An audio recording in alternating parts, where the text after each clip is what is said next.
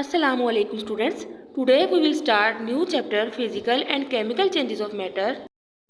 In this chapter students will learn difference between physical change and chemical change, states of matter, recognize that matter can be changed from one state to another. First you will understand and learn keywords.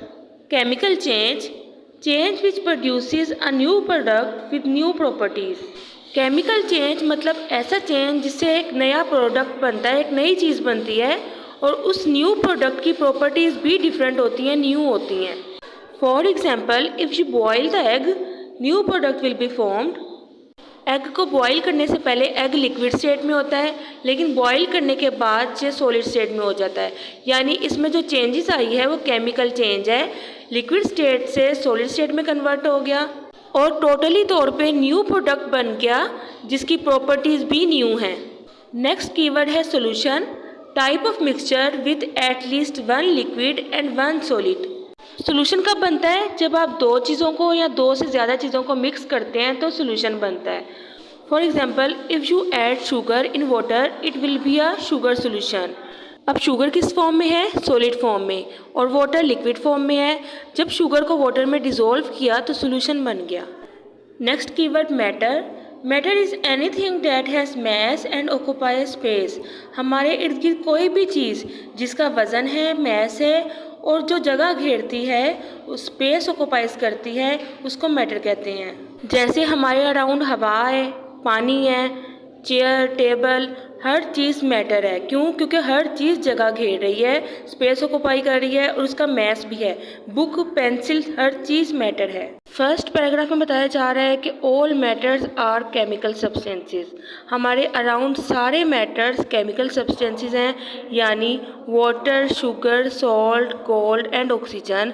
जब ये किसी दूसरी चीज़ के साथ react करेंगे तो ये totally तौर पर न्यू प्रोडक्ट बनाएंगे और इनकी प्रॉपर्टीज़ भी टोटली तौर पर न्यू होंगी, डिफरेंट होंगी. हर चीज़ केमिकल सब्सटेंसेस के मिक्स होने से बनी है. वुड, मिल्क, एयर, यहाँ तक के लोग भी केमिकल सब्सटेंसेस के मिक्स होने से बने हैं. फॉर एग्जांपल, हमारे अंदर केमिकल सब्सटेंस है oxygen, water and calcium. Matter constantly physical change और केमिकल चेंज शो करता है. किसी भी चीज़ की सब्सटेंस को फिज़िकल चेंज कहते हैं. यानी अगर किसी चीज़ का कलर चेंज हुआ है तो वो फिज़िकल चेंज हुआ है. मैटर वही रहेगा, सेम रहेगा, बस उसका फिज़िकल स्टेट चेंज हुआ है. For example, when you tear a paper you make a physical change. अगर आपने किसी पेज को फाड़ा है तो वो भी फिज़िकल चेंज है, क्योंकि वो पेपर पीसीस में तो गया है लेकिन वो स्टिल पेपर है, उसकी कंपोजिशन तो पेपर ही है. लेकिन अगर इसी पेपर को हम आग पर रख देंगे तो ये ऐश में कन्वर्ट हो जाएगा, खाक में कन्वर्ट हो जाएगा. तो फिर ये केमिकल चेंज होगा. क्यों? क्योंकि इसकी प्रॉपर्टीज़ भी डिफरेंट हो गई और नया प्रोडक्ट बन गया. ये साइड पर प्लांट की डायग्राम बनी है. ये बताया जा रहा है कि ये भी मैटर से मिलकर बनी है. फिज़िकल चेंज तब होता है जब मैटर अपनी खासियत को चेंज करता है, अपनी केमिकल नेचर को चेंज नहीं करता. फिज़िकल चेंजेस में होता है change in state, change in shape, change in size, change in colour. For example, अगर आप सैलड बनाते हैं तो मुख्तलिफ वेजिटेबल्स को कट करते हैं तो उन वेजिटेबल्स की शेप डिफरेंट हो गई, साइज़ डिफरेंट हो गया, लेकिन उसका केमिकल नेचर तो वही है. यानी अगर आपने कैरेट कट की है तो उसका टेस्ट बिल्कुल सेम वही है, लेकिन बस शेप और साइज़ चेंज हुआ है, तो ये फिज़िकल चेंज है. फिज़िकल चेंज रिवर्सिबल भी होता है, यानी वो वापस अपनी ओरिजिनल स्टेट में भी आ सकता है. फॉर एग्जाम्पल, यहाँ पर सॉफ्ट ड्रिंक कैन शो किया गया है. अगर इस तरह से इसकी शेप कर दी जाए तो ये वापस अपनी ओरिजिनल स्टेट में भी आ सकता है. नेक्स्ट पेज हेडिंग है चेंज इन स्टेट. हमारे पास कैंडल मोम फॉर्म में, सॉलिड फॉर्म में होती है, लेकिन जब हम इसको जलाते हैं ये मेल्ट होकर लिक्विड फॉर्म में कन्वर्ट हो जाती है. Some wax changes into a gas which burn.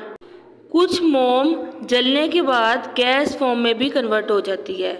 Matter की तरह वैक्स की भी 3 स्टेट हैं, सॉलिड स्टेट, लिक्विड स्टेट और गैस स्टेट. हमारे अराउंड जो भी मैटर है उसको जब हीट मिलेगी then it will gain energy. जब किसी भी चीज़ को हीट मिलती है तो उसके अंदर हीट की एनर्जी आ जाती है. फॉर एग्जांपल, जब हम चाय बनाते हैं तो हीट एनर्जी चाय को मिलती है और वो बॉयल होती है. सेम इसी तरह एक सॉलिड मेल्ट होता है जब उसको एनर्जी मिलती है और वो सॉलिड से लिक्विड फॉर्म में कन्वर्ट हो जाता है। मिसाल के तौर पे बर्फ़ है, आइस, वो उसको जब एनर्जी मिलेगी तो वो सॉलिड से लिक्विड फॉर्म में चला जाएगा, पानी बन जाएगा। डिफरेंट सॉलिड को मेल्ट होने के लिए डिफरेंट हीट चाहिए ताकि वो मेल्ट हो।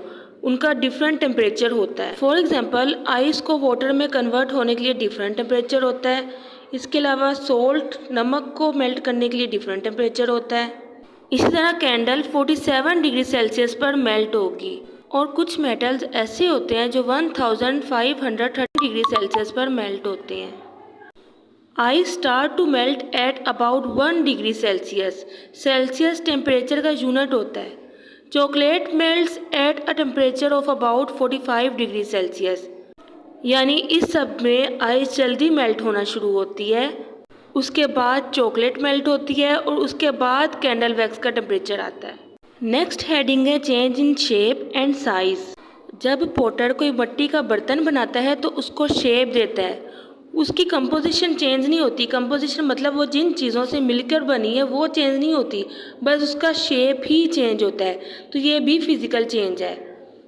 इसके बाद नेक्स्ट हेडिंग है change in colour. When iron और other metals are strongly heated their colour changes. जब आयरन को या दूसरे मेटल्स को हम बहुत ज़्यादा हीट करेंगे तो उसका कलर चेंज हो जाएगा। फॉर एग्ज़ाम्पल जब आयरन को बहुत ज़्यादा हीट करते हैं तो उसका कलर चेंज होकर रेड हो जाता है।